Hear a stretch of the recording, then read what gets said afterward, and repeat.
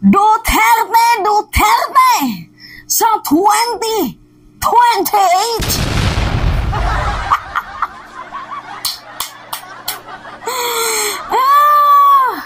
Mukhang meron akong naaamoy guys na masamang hanging paparating na kailangan dapat natin tong linisin at puksain. Mga kababayan, sasama ba kayo, mga minamahal, sa paglinis sa masamang hangin? Diba? Naamoy nyo? Baho, no? Duterte, Duterte sa 2028. Talagang sinagad na talaga nila guys. 'Di ba? Sinagad na talaga nila yung kakapalan ng muka. Literal. Ito yung balita. Duterte in 2028 floated at pro-Kibuloy rally. So lahat naman ata guys naging aware sa pagdalo ni Vice President at ni former President Rodrigo Roa Duterte ng mag-ama doon sa huling prayer rally sa ikapitong araw ng pagwewelga ng mga Kibuloy Natics, 'di ba? Kibuloy Natics doon sa Liwasang Bonifacio. So, madaming mga kongresista ang napataas ang kilay. At even madami ding mga senador, din napataas ang kilay nang makita nila ang mag-ama doon sa prayer rally. At guys, ito yung nakakatuwa. Kasi, di ba yung issue dito kay Kibuloy? Ngunit, yung naging kinalabasan, Marcos ang sinisira nila. So, yung ibig sabihin nito guys, ginagawa nilang segue. Napapansin nyo ba guys, na ginagawa na lamang nilang segue itong kaso, 'di ba, ni Kibuloy para, makapag-create ng galit, himutok sa taong bayan. So yun yung ginagawa nila eh. Ginagamit na nila itong si Kibuloy para sa mga hidden agenda nila. Which is ang akala nila, hindi sila mabibisto. Yan yung akala nila. Pero maraming mamamayang Pilipino ang nakapansin dito. Lalo pat nung pumutok na itong balitang to. Kita nyo naman, no? Duterte in 2028 floated at pro-Kibuloy's rally. So, ano yung ibig sabihin yan, guys? Maaga na po silang nangangampanya. Early campaign, kumbaga. Dapat nga doon sa prayer rally sa Davao, meron na kayong napansin eh. Or kung hindi nyo man napansin sa prayer rally sa Davao, dapat doon sa Cebu, napansin nyo na. Diba na, there must be something wrong eh, sa prayer rally na to. Hindi lang talaga paninira yung kanilang ginagawa. Kumbaga, nangangampanyas na sila ng maaga. At lalo nating na-confirm yan guys, nung ibinalita na ito. At nung nagsalita, yung mga attack dogs nila. Ito panoodin natin si Alvarez. Ano yung sabi? Panoodin natin. Nakikita ngayon ang isang kongresista na mas dapat na mamuno bilang Pangulo ng Bansa, ang kasalukuyang Vice President na si Vice President Sara Duterte. Kungka't may panawagan ito kay Pangulong Ferdinand Bongbong Marcos Jr. Narito balita ni Sheena Torno.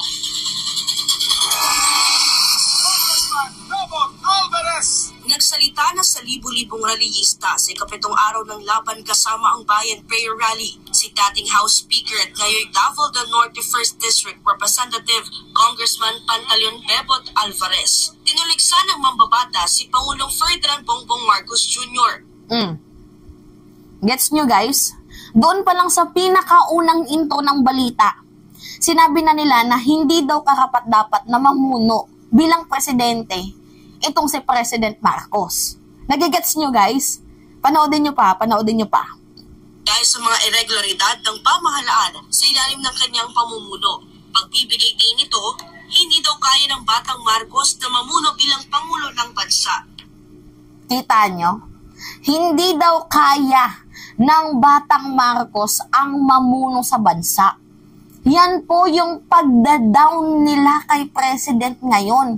Dahil hindi lamang po sila napagbigyan at unti-unti nang nasisiwalat ang kanilang mga ginawang kabulastugan. Pansin nyo? Tingnan nyo yung huling issue ngayon kay former President Duterte. Ano yung issue? Secret deal. Na ngayon lang natin nalaman. Kasi nga ang ating Pangulo, agresibo na din. Hindi naman sa gustong makipaggera ng ating Pangulo, bagkus pinoprotektahan niya lang yung sariling atin. Kung kaya't itong China, naurat na din sa bansang Pilipinas, no, dahil matitilok din tayo, abay nireveal nila na kayo mga walang hiya, kayo wala kayong isang salita. Meron kaming kasunduan sa inyo. Ano yung kasunduan yun? Na meron palang iniwang commitment, merong kasunduan, secret deal, itong si former President Duterte sa China, na hindi tayo magdadala ng mga building materials. Diba? Large-scale building materials para i-repair ang BRP Sierra Madre and para makapagtayo tayo ng structural base doon sa Ayungin, sa West Philippine Sea, kung saan nandoon itong nabubulok na nating BRP Sierra Madre. Gets nyo, guys? Hindi daw kaya ng Pangulo kasi hindi nila kayang tapatan ang nagagawa ng ating presidente. Yun. Natatakot sila. Diba? Tuloy natin. Maliwanag na, Ginoong Pangulo. Kasing liwanag ng sikat ng araw na hindi nyo kayang pamunuan ang bansang Pilipinas. Matagal-tagal na rin po akong nanirahan sa bansa. Marami na akong administrasyon na nakita. Marami ng presidente ang dumaan. Ngunit, wala akong nakita kahit isang administrasyon na pinakialaman ang AIX. Ang pera raw kasi ng bayan na imbes itulong sa mga maralitang Pilipino ay ninanakaw pa ng mga korap na mga opisyal ng gobyerno. Ninanakaw ng mga korap na opisyal ng gobyerno. Ang tanong, sino? Sino? Sinong korap? Nandyan po ang kasamahan ko sa Kongreso. Nandyan po ang speaker na si Martin Romualdez. Nandiyan po. Yan po ang ginamit para sa pagnakaw ng mga AIX na para sa taong bayan, para doon sa mga mahihirap.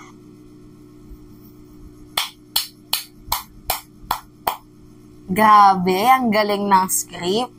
Ayaw nyo ng demolition job at black propaganda para kay VP, tapos kayo yung ginagawa nyo. Anong tawag dyan? Black propaganda po yan, guys, at demolition job para sirain ang reputasyon, ang imahe ng ating Pangulo, ng ating administrasyon.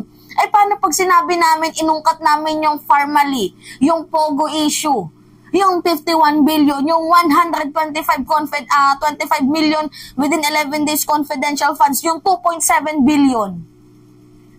Anak ng tokwa. Tapos ngayon, yung administration pa, yung korap. Ang double standard nyo. Napaka-double standard nyo. Ngayon lang kayo nagsalita ng may korap, pero nung panahon ni Digong, bakit ang tatahimik nyo? Malinis ba ang administrasyon ni Duterte? Yung 15 trillion na utang, ano yun? Yung 10 infrastructure na na malalaking project, 4 lang pala yung naipatupad. Ano yun?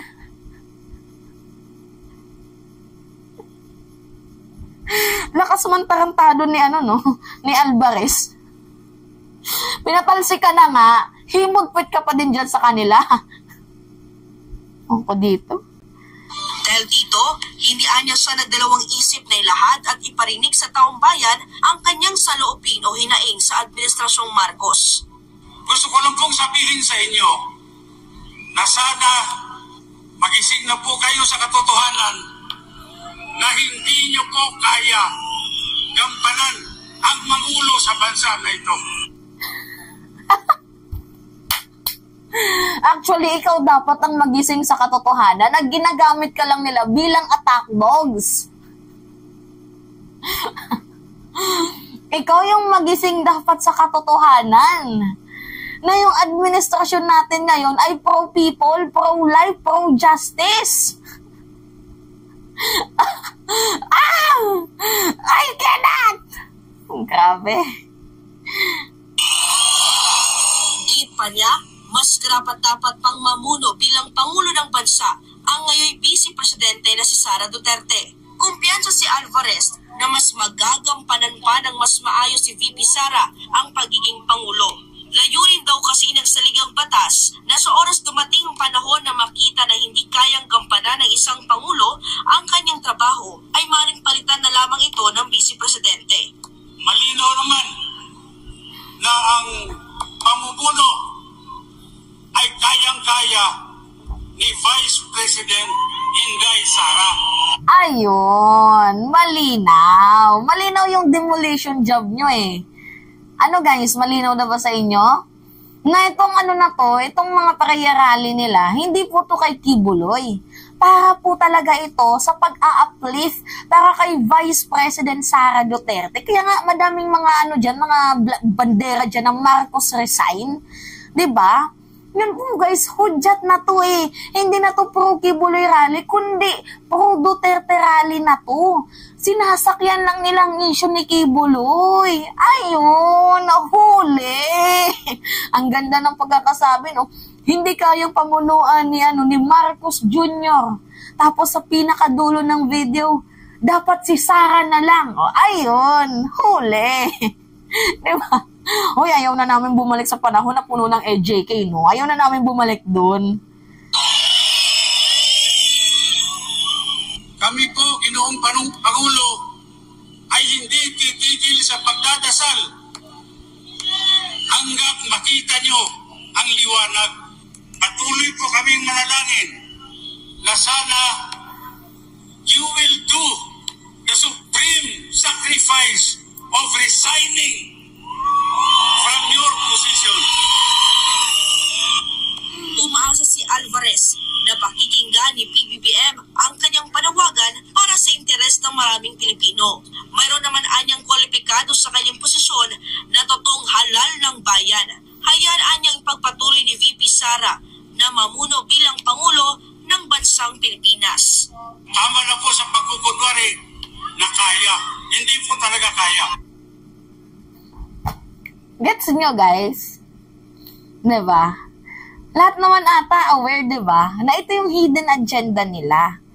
Na unti-unti nang nare-reveal. Diba? Gets nyo? Yung pro-Kibuloy rally, ano na lang yan nila eh. Ginagawa na lang nilang yung segue. Diba? Segue na lang nila yan para sa kanilang totoong agenda. Ano yung sabi ni Digong? Dapat si Kibuloy, magpahuli na lang kung hindi siya sisipot. Diba? Nagigets nyo? Nilalaro nila si Kibuloy, nilalaro nila yung mga supporters nila para sa kanilang totoong agenda. Yun. Grabe naman tong attack dogs na to, no? Nakakatarantado. Anyway, it's me again, guys. Si Mima Alicia at nagbabalik ulit para sa ating panibagong video.